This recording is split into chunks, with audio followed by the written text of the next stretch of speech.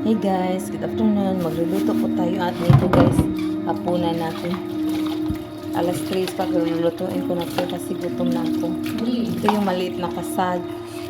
Tapos ito yung saang. Tapos nakulangan kami kahapon. Bumili ako ng kasag. Ito guys.